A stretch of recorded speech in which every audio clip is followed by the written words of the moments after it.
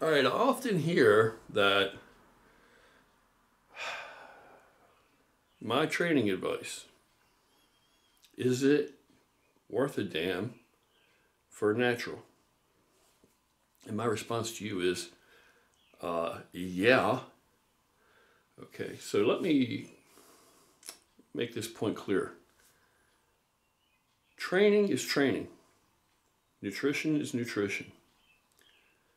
Whether you're natural or whether you're enhanced. Now I know that's going to upset a lot of people because they want to, but you can't fall back on that and say, well, that works for this person because they're jacked, they're enhanced, and I'm a natty, so that's not going to work for me.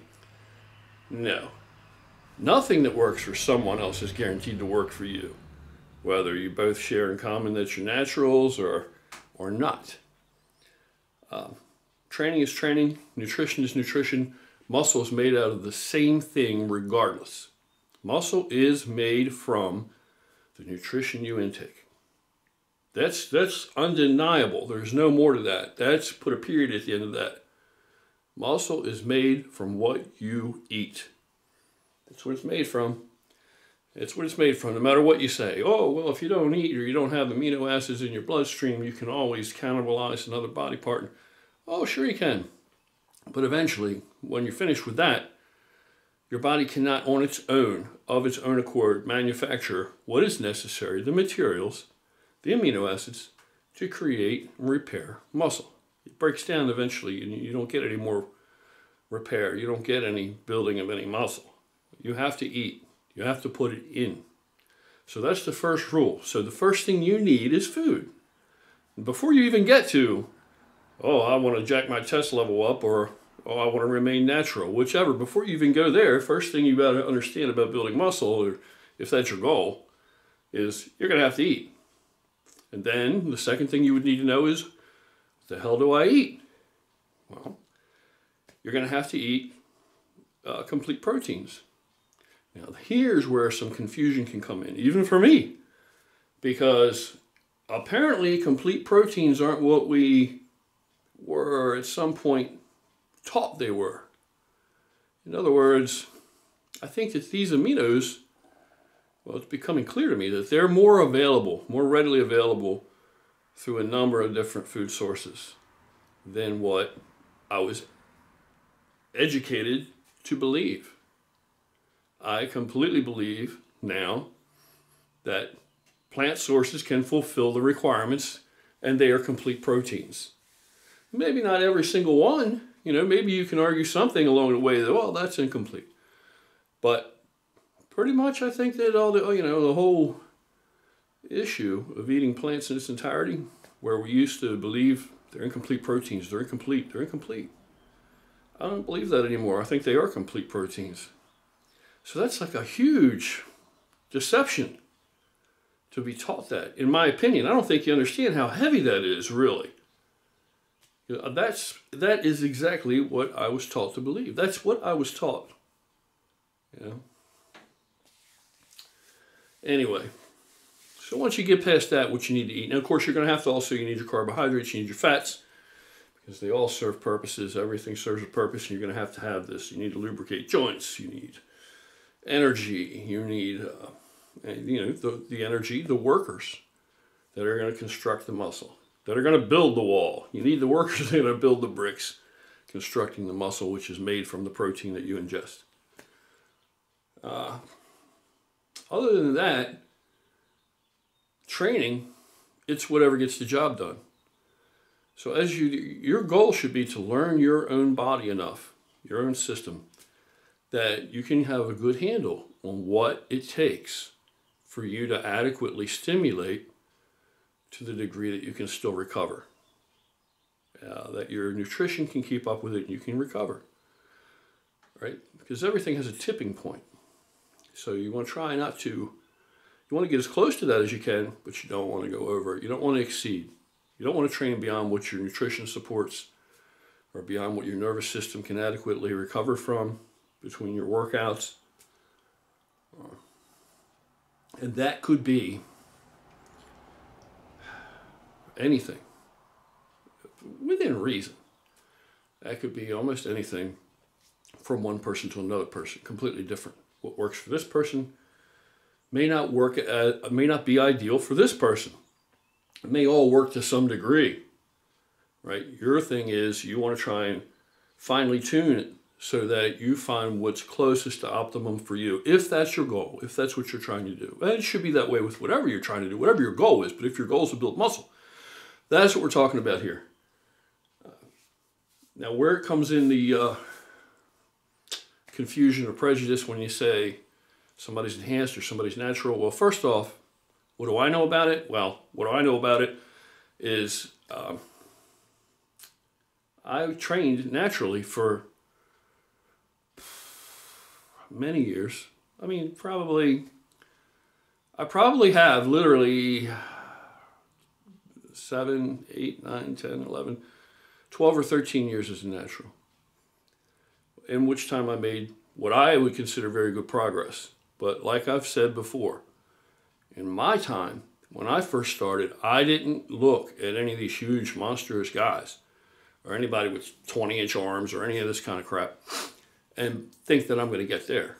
I didn't walk through the door, open the door, walk through it, expecting that to happen. I was a guy that wasn't pleased with his physical appearance, wanted to get a little bit bigger, and that was how I started. Then somewhere along the way, I fell in love with the act of actually lifting the weights and working out and what it felt like and the pump and the blood filling the muscles. And so I just continued. And I exceeded my expectations, but it took a long time. It took quite a while. But that's the whole point. You have a lifetime. The body has to serve you the rest of your life. So why does it matter how long it takes? As long as you're consistently making progress, and year after year, you're looking better and better in your opinion, it's subjective in your opinion, then why do you have to set like a time limit? Why do you walk in the door, guys walk into the gym today and they want to be Dorian Yates, or they want to be, Rolly Winkler, or they want to be Phil Heath, or whoever they want to be. Why? I don't know why. But then you have guys coming to the gym today, right from the get, they believe they need anabolics because of what they've read, the fallacies and things that they believe. Where you can make a lot of progress as natural. I know because I did it. And I was a naturally skinny kid. I was very lean. I mean, I had abs since I was like 13 years old. But I trained hard, not lifting weights, but fighting, martial arts. I trained hard for many, many years. So I was in decent shape. I just wanted to be bigger.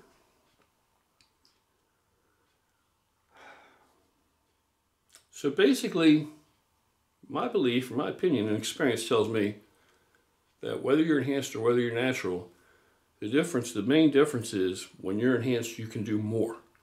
You get more of all the benefits, okay? You can train longer, you can train harder, you can recover better and more thoroughly and faster. And that's what enables you. You can process nutrition better. That's what enables you to grow faster. Because you can process nutrition faster and more thoroughly. You can repair tissue faster and recover faster. And you can train harder in the first place and for longer. So that's what leads to the bigger muscles. That's what leads to the greater development, better strength, all this other stuff.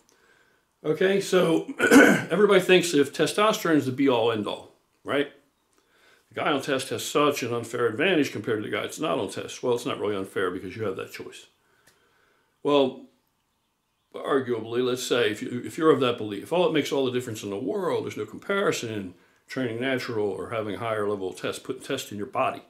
Okay, well, consider this very real little item.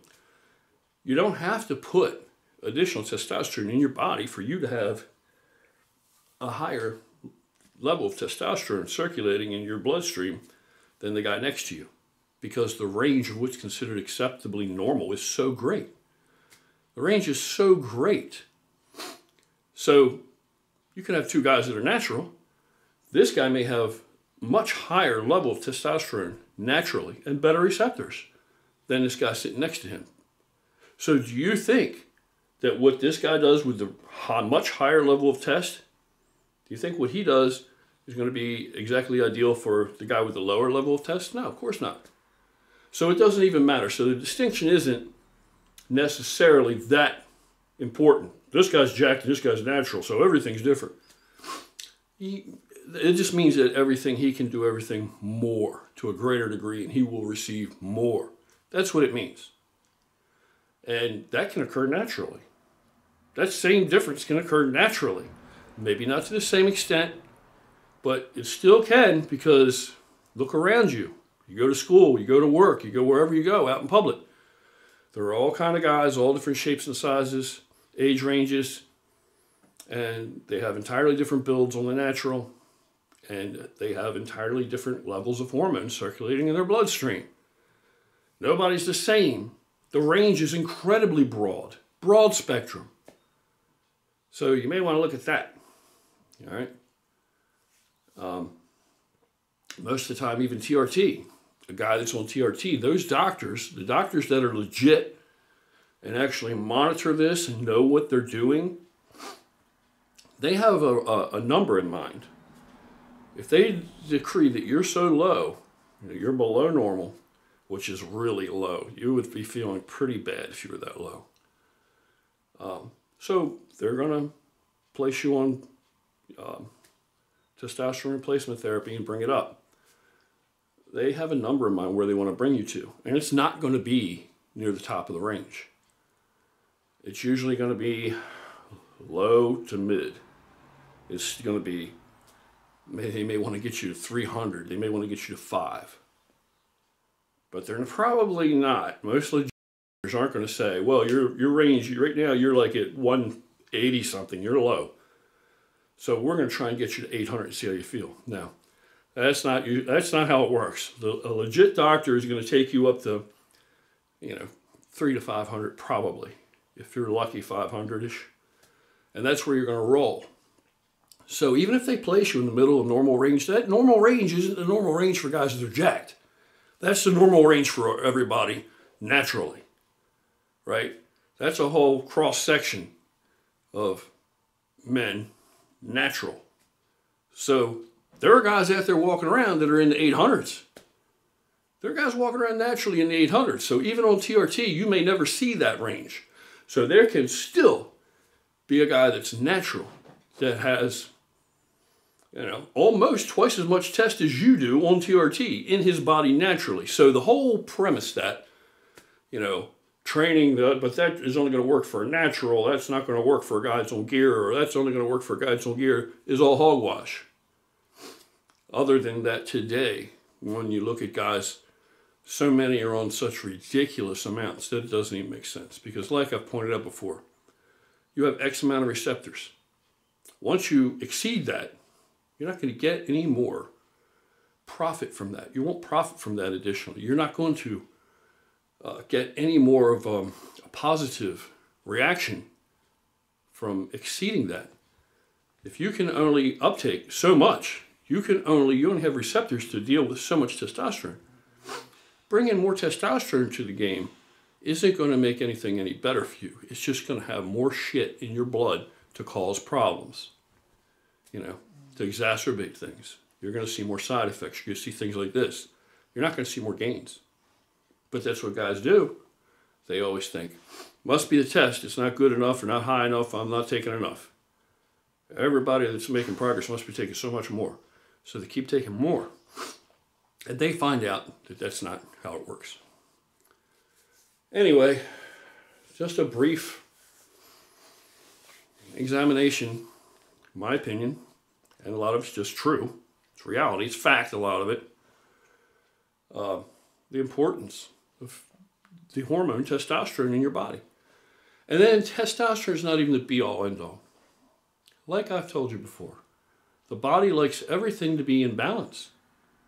You cannot take one hormone and say, this hormone is responsible for all these great things and I want to turn that up. You can't turn that up without affecting many, many other things. Some we don't even realize. We don't even have the ability to track. We don't even understand. Then others that would naturally be at a higher level, if their test was at that level, your body can't compensate for that and adjust for that, problems. So that's one of the reasons why doctors are very moderate, and that if you find a doctor that believes in hormone replacement therapy, and he prescribes you testosterone, he's going to be moderate about where he takes you. Now, a really good doctor at TRT, somebody knows what they're doing really, that guy through blood work, he can look at it and he can see how much he's putting into you or prescribing you and how much you're able to utilize of that. He can tell all that from the blood work. So that's just something that you want to think about. Training's training. Nutrition's nutrition. What do I know about training naturally? Well, I trained naturally for many years, and I made good progress. Made very good progress. I know I'm often self-deprecating because I want to be able to relate to people. I'm not an elitist. I want to include, not disclude. But reality, all that aside, the progress that I made, the muscle that I built as a natural, if you can do that, you're doing damn good. How do I know that? Through observation, through about 30 years now training and seeing and being. Yeah, so as a natural, I was no joke. I made a lot of progress as a natural. Didn't look like this, I didn't have 20-inch arms, but I made a lot of progress where, since, considering I began as a guy that was like 150 pounds. All right, that's it for now. I'll be back again with some more little tidbits of information, hopefully that somebody can use.